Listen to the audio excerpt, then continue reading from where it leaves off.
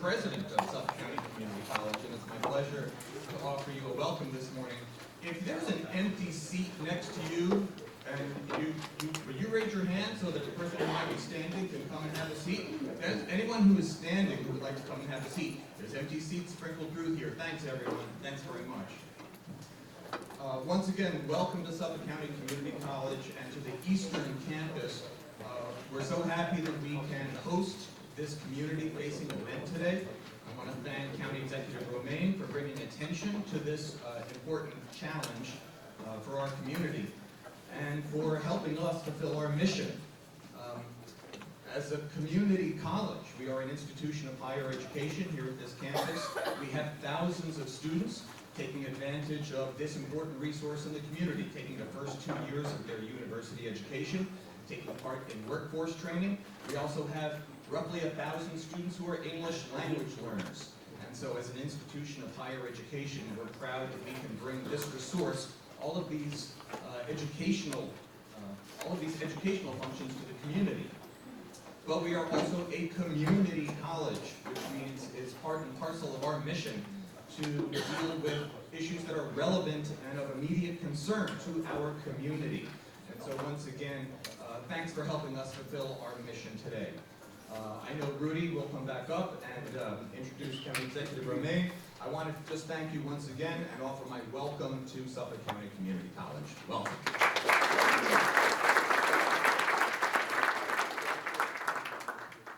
So again, thank you to the Suffolk County Community College for allowing us to hold the Suffolk County Pine Beetle Symposium today. So thank you, Suffolk County Community College. Before we start, I'd like to just introduce a few guests that we have with us today. Maria Moore from the town of Southampton, Supervisor. Maria, thank you. Chief and Executive Director of the Suffolk County Fire Academy, Scott Kavonsky. Scott, thank you. I have Brian McGarry, the Assistant Regional Director, New York State DEC, Region Number 1. I have Legislator Ann Welker, Legislator Ann Welker. And representatives from Legislator Mazzarella, Legislator Stark, and Legislator Lennon. Thank you for being here as well. I have from the Suffolk County Department of Health, Dr. Pickett, physician. And I have former legislator and Deputy Regional Director of the State Parks, Kara Horn. Kara? At this time, State Senator or Representative. Yeah. Assistant to the Health Commissioner, Bill Doyle. Bill? Bill, thank you. I'd also like to, at this time, thank the County Executive for putting this together. County Executive Romaine, it's a real important topic to us in Suffolk County. So at this time, I would like to introduce County Executive Romaine for his opening remarks. County Executive Romaine, thank you. Well, first of all, my thanks to Suffolk Community College. By the way, they do have stadium seating in the other building, and I went there because I assumed because there's more seating there than it is here. More intimate. Who knew that this would be such a fascinating topic, and we'd have so many people here? So first of all, thank you for coming out. And there's one person I'm looking at. What you may not know is, believe it or not, Suffolk County has an entomologist, Dr. Scott Campbell. Scott, give it away. So if I want to know bugs, I ask Scott. So Scott, I'm surprised you're not up here offering your advice. There's enough people up there. I know, we have a lot of good people up here. Look, I called this together because this is a aha moment. You go back 11 years, there's no southern pine beetle in Suffolk County. They're here only about 10 years, maybe a little longer than 10 years. They were not here 11, 12, 13 years ago. In that short time, just drive around Suffolk County, and you will find these dead pine trees just sitting there. Some of them have fallen over. They've created all types of forest debris that should we ever have a forest fire, going to create a lot of problems. Why? How did that happen? Anyone ever drive out towards Montauk? On Montauk Highway? Look at it when you get into Amagansett. Particularly look north on the north side. You would think that there was some disease that killed the red forest because it's all dead pine trees. And you drive on major highways and you see, not at all, but on some, a lot of dead pine trees. And that's on the highway. Imagine going inland and finding all those dead trees. How did that happen? How did we let that happen? I'm on the Pine Barrens Commission. I used to be a very faithful attendant when I was supervisor at Brookhaven. Not so faithful as county executive. I send representatives. We have a busy schedule. But it wasn't lost on me, the importance of the Pine Barrens to our college here. When I was supervisor at Brookhaven, we moved 1,200 acres of Pine Barrens into the core in Brookhaven, which meant highly unlikely that it would be developed. Because the more of the Pine Barrens we have, the more we don't have development over our aquifers, the more fresher the water is underneath. And what roots our Pine Barrens? Well, there's a lot of bushes, trees, and everything else, but essentially at the core, pine trees. I used to ask when I was supervising Brookhaven, what can kill these things? They're destroying our forest. What would kill these little bugs? Wow. What would kill them? And the one solution that we had, cut down the trees. What type of solution is that? I mean, yeah, okay, but does that solve the problem? Well, it might prevent a little bit of a spread, but it doesn't solve the problem. Because as we know, trees are dying every single day. And you know what they told me, the one thing that definitely kills them? Cold weather. Cold weather.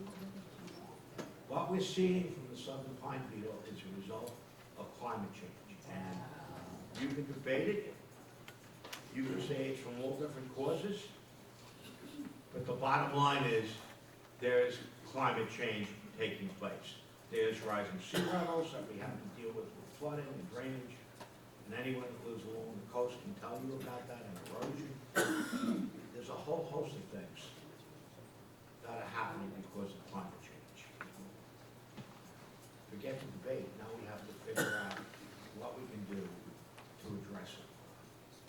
This meeting today, and I want to thank a couple of people. I particularly want to thank Fire Rescue and Emergency Services.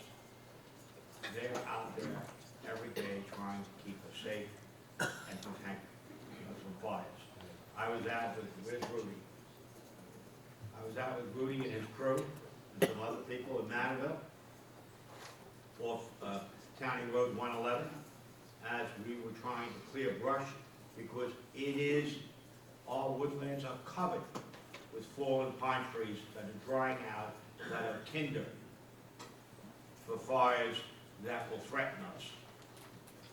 And you don't have to look too far. Well, maybe. You gotta put on the TV and see what's happening in LA. We don't need that situation here. And I want to preserve our farm animals for the future. They are crucial to the ecology of this island. We can't do that unless we address the problem of this bug. Who would figure that a little bug that crawls under the bark of a tree, that only here, 10 and a half years at most, could do so much damage in such a short time? Say bugs are going to rule the world one day. I'm sure anyone that's a star trooper, starship trooper, whatever it was, yeah, thinks about the Beetle. Yeah, well, I don't know. These are not big, giant things, these are tiny little things. But the damage that they're causing is upsetting our environment, biology, our pine barrens, and I am concerned. But I want to thank Fred, because I know they've addressed the fire issue and we've taken several tours out to the woods. I want to thank Suffolk County Parks. I see our Deputy Parks Commissioner is here. I want to thank Red News Day today. We're investing in our parks. In our capital building. It's about time we invested. I want to thank the DEC.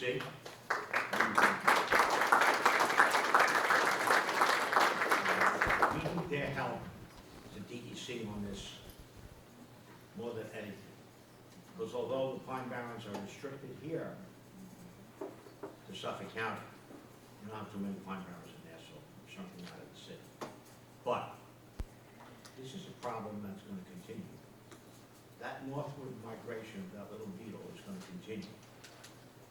And we'll want to see it hit the Catskills or the Adirondacks. But as climate changes, that's a possibility. We need the state and DEC to step up to the plate and help us with this. This is important. And I know Brian is taking notes there. He's going to stay on top of this. He's going to speak to the regional director. I want to thank, above all, the Central Pine Barrens Commission and those who serve.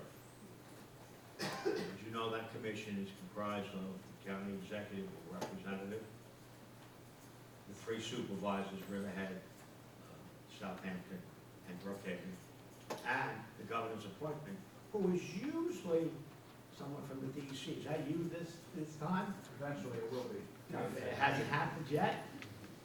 It used to be the person sitting next to you who is now working for state parks. So, Karen Hahn, so Karen's good to see you here. So, you know, what are we going to talk about today? Well, we're going to talk about public safety. We're going to talk about fire prevention and mitigation. Forest management. Because right now, our only way of addressing this is to cut down some of these trees and hope that by doing so it doesn't spread. I don't know if that works. We definitely analyze how effective that is. Beetle biology. Scott, that's where you come in. You're the entomologist. And homeowner education. Because homeowners have to deal with dead pine trees on their property, and what are we going to do? Education awareness is what this is about. I'm not the expert, so I'm going to be speaking for another minute or two, but they gave me some notes. I don't know if I hit all the topics, but I hit the concerns that I have. I call this as a first call to action. It's been 10 years. 10 years. And we've watched our forest be decimated, our pine forest, over those 10 years. What are we going to do? I can't believe there isn't some type of safe insecticide or some other type of thing that could kill people. I can't make this temperature cooler. I wish I could cool down there. I say that because I know there's a lot of my friends out there that live near the water. And our sea levels are rising, and our erosion is rising. And our storms are becoming more frequent and more intense as the climate changes. So the pine beetle is kind of like the canary in the coal mine. It's kind of telling us, see what happens when you have climate change? You have southern pine beetles in the northern part of our country. That's the right thing. Wow, how did that happen? So unless we take notice, unless we study nature, unless we listen to the messages that nature is sending us, we're going to pay a price. I'm addressing this today because I don't want to see that price paid. I want to see my county be able to address the challenges that climate change poses to us. So I won't get into debate of what causes it, because everyone will tell you all different theories, but strangely enough, I believe in science. And I think science has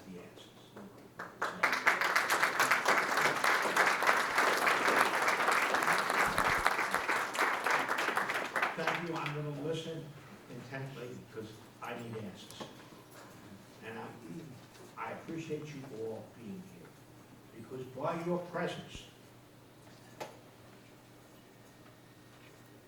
you, like I, am concerned about the future of this county and some of the things that are happening that should not be happening, that we see today that remain unaddressed. This problem has to be addressed, and more of our finest minds out there. See, people, Scott Campbell, people up here, let's start addressing this problem. And this is just a symptom of a larger issue. Let's see if we can address the larger issue. And I know we're trying to do that. And you can debate what causes climate change, but obviously greenhouse gases don't help. Anyway, thank you for being here. You are truly today part of the solution that we need. People of interest, people who are motivated, people who can advocate, people who have a concern about the future of this county. God bless you, thank you, and thank you all the speakers. I so appreciate it. I know I should be thanking other people, I have a list somewhere, but I will listen.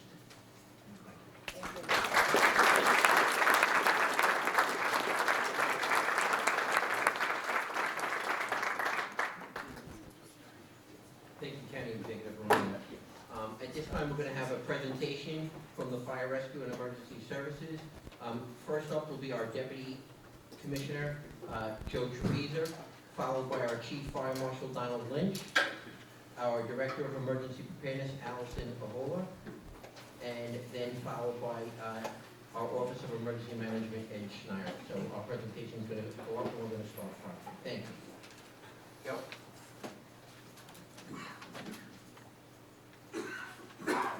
Good morning. I'd like to begin by welcoming everyone to today's symposium and by thanking our host, Suffolk County Community College, our partner agency, Suffolk County Parks and New York State DEC, and all of you who are here because you recognize the growing threat posed by the southern pine beetle and its impact to the Long Island pine barrens. Suffolk County Fire Rescue and Emergency Services is honored to join this panel and to show how our department is working to address this issue through the lens of fire prevention, emergency preparedness, and collaborative mitigation. Our department's responsibility in this challenge is clear. We are charged with the collaborative coordination of countywide fire prevention initiatives, assisting local fire departments in their response to wildland fire incidents, and working to ensure that our communities are resilient in the face of growing environmental threats. In partnership with state and local county agencies, we are enhancing public outreach, supporting controlled burns, vegetation management, and incorporating wildland fire scenarios into our emergency planning and exercises. Through the Incident Command System and our mutual aid network, we work side by side with volunteer fire departments, the New York State Department of Environmental Conservation, and federal partners to ensure seamless coordination when incidents do occur. Thank you, and I look forward to discussion ahead with all the guest panel members. Quick overview of Suffolk County Fire Rescue and Emergency Services. Our department is our fire department is responsible for the fire and EMS communications through the 911 center. We have the Suffolk County Fire Marshal's office. We have an Office of Emergency Management. And our primary role is to support the local fire and EMS agencies. We do so to use fire coordinators. A fire coordinator is a team of fire professionals who assist with the local fire departments in expanding incidents. In collaborative efforts with the Office of Emergency Management, they do resource management and planning and technical advice when needed. Suffolk County Fire Rescue also maintains a Suffolk County mutual aid fire mutual aid plan. And if needed, the Commissioner can activate the New York State Wildland Mutual Aid Plan. Through the Office of Emergency Management, we can access state and federal resources when the incident is elevated. Additionally, through coordination and planning for multi-agency and multi-jurisdictional responses, our Department of Fire Rescue also coordinates any necessary evacuation. We work with the local townships and the local town emergency managers to get the messaging out and have a coordinated evacuation if needed. Through our office, we also initiate states of emergency. We inform the local authorities having jurisdiction, whether it be the town emergency managers or town supervisors or the county executive, whenever an emergency order is needed. And post-disaster, we assist the local governments with damage assessments. We see if there's any kind of recovery funding that's available from the state or the federal government's post-disaster. We have our team from emergency management, the fire marshal's office here to offer their insight. At this time, I'd like to call up Chief Fire Marshal Don Lynch to talk about fire prevention and community risk reduction. Thank you.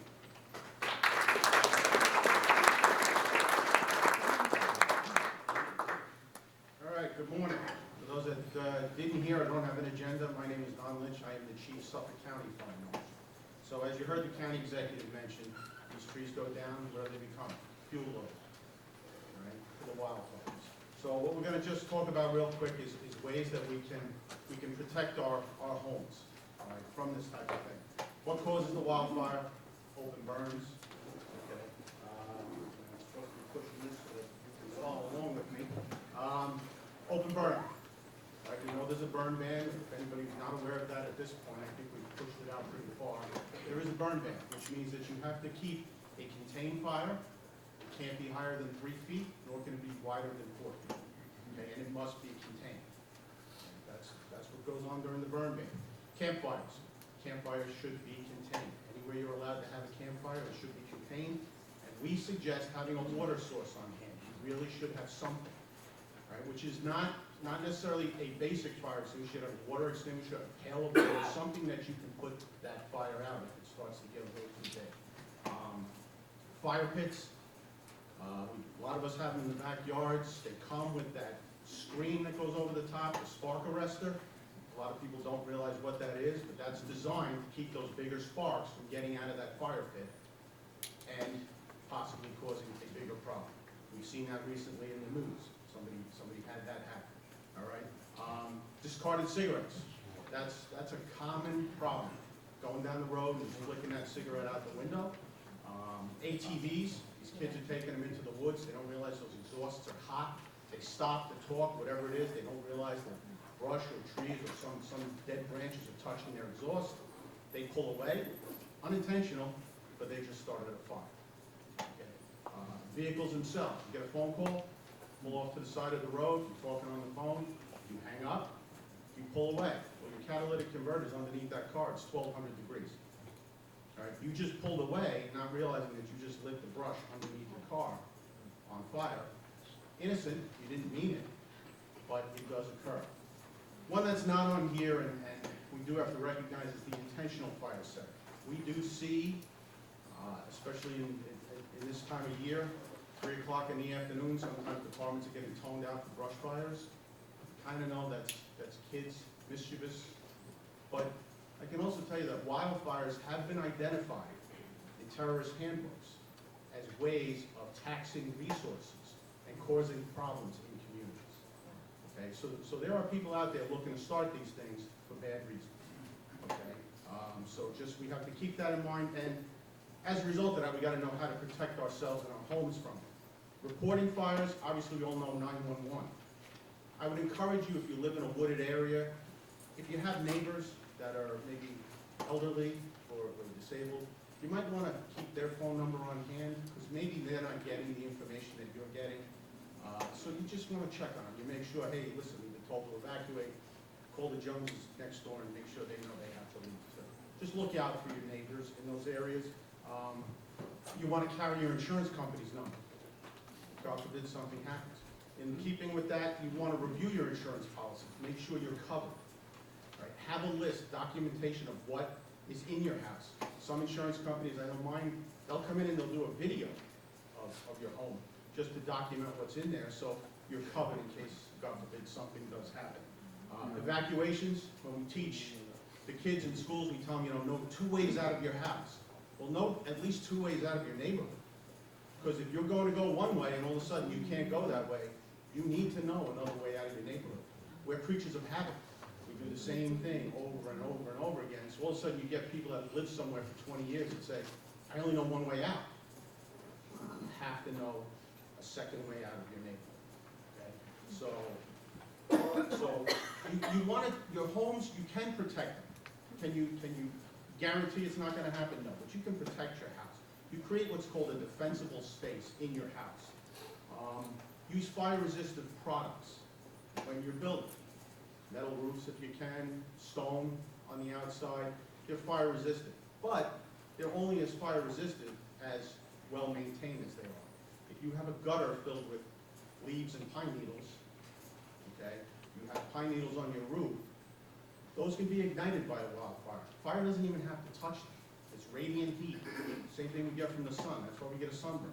The sun doesn't touch us, but it burns us. That fire can be hot enough where the radiant heat can ignite the things around your property that you didn't clean up. So you have a zone, and I think we cover it in the next slide. Make sure the vegetation is trimmed. Make sure you trim your plants back. Make sure you use fire-resistant plants, succulents, things that hold broad green leaves. They hold a lot of water. They tend to be fire-resistant. Okay, they're not fireproof, but they're fire-resistant. Use those types of things that, annuals. Okay? They die, just make sure once they're gone, you get them out of the ground, because once they're dead, now they become fuel. Right? But things like that tend to hold on to moisture and tend to be fire-resistant. Right? You want to stay away from things like evergreens, things that have resins and oils and saps in them, because those will ignite. All right? Certain grasses, you need to do your research. Some grasses are fire-resistant, some actually promote fire. So you need to do your research on what you're going to plant around your house. Your property maintenance, you want to create that buffer. I'm sorry, I didn't advance the slide for you. You've seen all this? Yeah, there it all is. You thought I was just going to stand here and tell you don't play with matches, right? Well, don't do that either. Okay, so what do you want to do? I'm not going to read through this whole slide. Obviously, you can create zones around your house. There's the immediate, the intermediate, and the extended zone. Your immediate zone, right around your house, should be where you have these fire-resistant plants. Use stone, use walkways, things like that. As you see on TV or you see when you're fighting fires, if you create that break, that fire burns up to a point. If there's nothing else to burn, it stops. Okay? So in that immediate zone around your house, you want to make sure that your gutters are clear. There's no dry leaves around. If you have a patio, if you have a back deck, and you have lattice around it, some of us put lattice, put 1/8-inch screens behind that lattice. 1/8-inch screens work like the spark arrestor on fire. If you have screens that are damaged in your house, fix them, replace them. All right? Windows that are broken, replace them. Caulk around the outside of your windows. Anything a spark could get into could be a problem for you. If you take these steps in that immediate zone, you're doing a tremendous amount to help prevent your house from going on fire. Then when you go out into the intermediate zone, there are different plants. And this information is on the FRES website. You can go to our fire rescue website. NFPA, if you see down here, 1144, National Fire Protection Association has taken an interest in this. They have a standard for this. And they'll tell you what kind of trees. Trim them up off the ground. Because if it's a fire, it's a brush fire on the ground, you have the branches up, there's no chance of that fire laddering up that tree. Right? But this information's out there. If you have any questions on it, you can certainly contact us.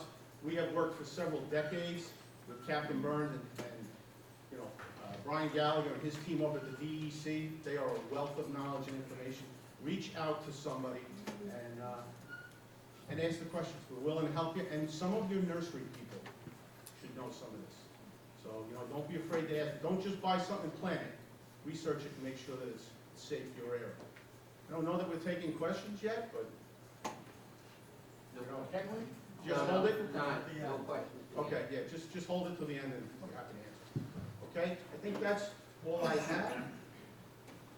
So next up would be our Director of Emergency Preparedness, Allison Aviola.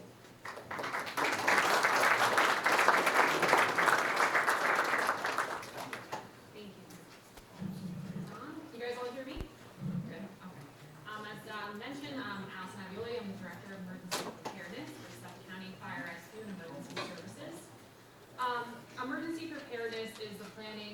organizing and training to effectively respond to and recover from emergencies and disasters, whether that's a wildfire or, as you know, we're coming up for hurricane season.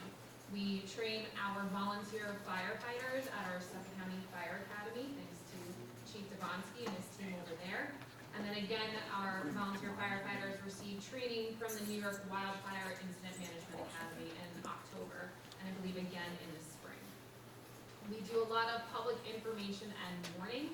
So for emergency messaging, when it comes to the southern pine beetles, we work close with New York State DEC to notify residents in the area anytime we're gonna have a prescribed burn. So when they're going out there to do their efforts, we'll let the residents know that we understand what's going on out there. When it comes to emergencies in the wildland-urban interface, such as the West Hampton Pine Fire, we rely on the media and radio and TV outlets to have press briefings, so we can notify the residents almost on an hourly basis of what's occurring in the area, to let them know that we're out there and we can share that information as quickly as possible. And then as mentioned, when it comes to the open burn ban, we utilize our emergency notification system to alert residents, as well as some social media platforms and our Suffolk County legislators about the open burn that's occurring. This year it occurred a little earlier than it was scheduled to, and it's still going on until May 14th. And as Chief Don Lynch mentioned, we'll let you guys know what is allowed and what's disallowed due to the burn ban. For public outreach and other public information, as I mentioned, we use our FRES Facebook page to push out a lot of our messaging, but we also do a tremendous amount of community outreach.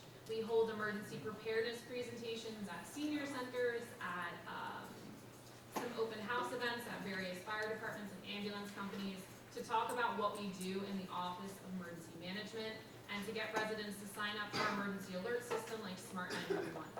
On May 1st, we will be at Community Ambulance out in Sayville, and we will have a table there to help any of the residents sign up should you need any assistance.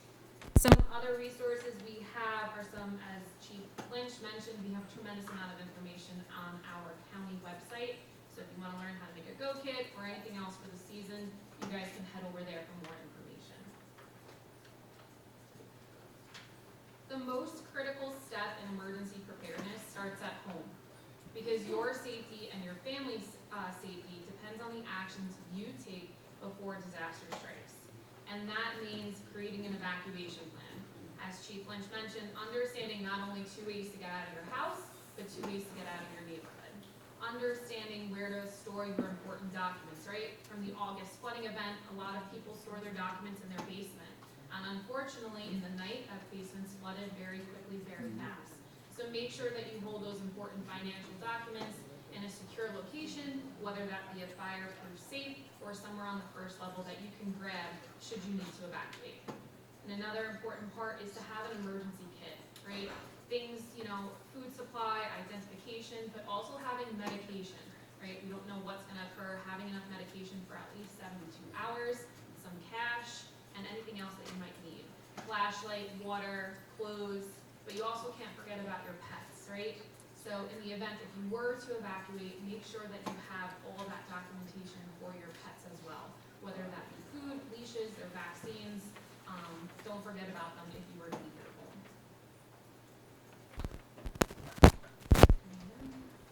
Whether it's a wildfire or hurricane, because hurricane season is approaching, we want to make sure that if there's any unexpected emergency, like a wildfire occurs or flooding, you know, please make sure that you're aware of the situation.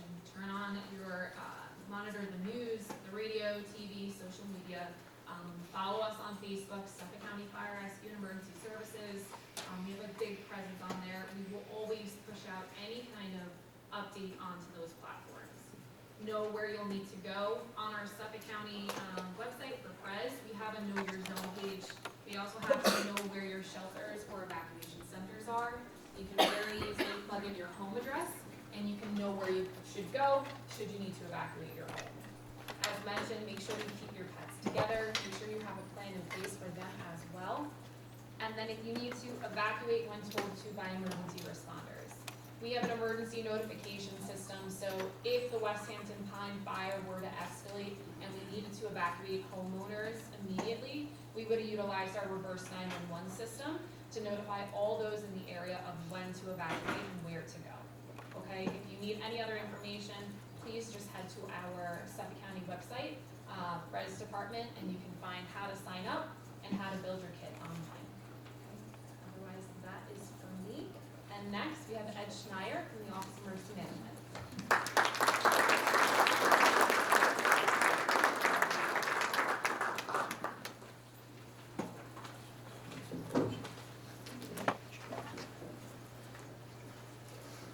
Hi, good morning, everyone.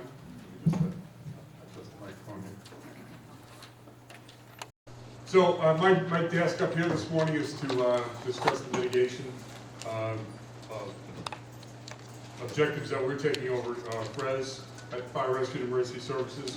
And just to be specific for where we stand from our position, our mitigation of risks is going to be focused mainly on the safety and the fire hazards related to what, the pine beetle itself, not how to stop the pine beetle. But we are partnering with other agencies that are doing that. So our partnership with other agencies is, the reason we're putting all this together is so that we can work together as a group, right? Bringing all the different agencies together, we are able to have a common set of objectives. Everybody's working in the same direction, going the same direction. We can share our assets, we can share the staff, our resources, right?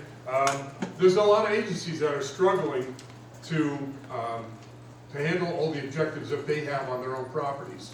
So by bringing everybody together, we can pool our efforts. Right? So that's really the whole cooperative, multi-agency approach that we're talking about. By taking this unified front on these large-scale forest management efforts, we can easily take our objectives and make them more singly focused for one group, rather than everybody going in a different direction. So, and like I said, we've all got the very similar objectives. So how are we doing this? We're doing this by having conference calls. We have in-person meetings, and we're fostering these relationships, right? And it's so important to foster these relationships between the agencies so we know who's who, right? We're developing these interagency MOUs, memorandums of understanding or memorandums of agreement. We're currently working on one between the county and New York State. And the whole purpose of that is that we are able to codify our relationship on paper and legally so that we can share resources, staff and personnel, and assets and things of that sort. And it really spells out who's responsible for what. So it's definitely, the MOU we're working on now was kind of put together by the state. And they did a great job. It's one of the best MOUs I've seen put together. So we are in the process of hoping to get that pushed through the signatory process soon. But we're taking this whole global view by working together, right? And because the land ownership of the Pine Barrens, as you know, there's a lot of different landowners in the Pine Barrens. So we're just kind of getting off the ground right now, and we're doing state and the county. And at some point, we're going to loop into other agencies, whether it's state parks, TNC, or whatever other agencies that have land ownership in the Pine Barrens. And we know there's a lot of them. And there's no well-defined lines. It's not like it follows a roadway, or so they're kind of all over the place. There are some maps that tell who owns the properties. But like I said, the lines just kind of go through the woods. So when you're in the woods, you really don't know exactly where you are. So what we've decided to do is working together as a group, we're identifying these target areas. Right now, like I said, we're doing the New York State and county parklands, right? And we're going to prioritize a list of projects. All right, we're going to look at the areas that we can attack first, and hopefully be able to prioritize, the wildland urban interface, safety issues, that kind of thing, and hopefully come up with a standardized scope of work so that we're all doing the same thing, right? We don't want one agency doing this, another agency doing that. We get together, we talk about it, come to an agreement on the scope of work of how we're gonna do things.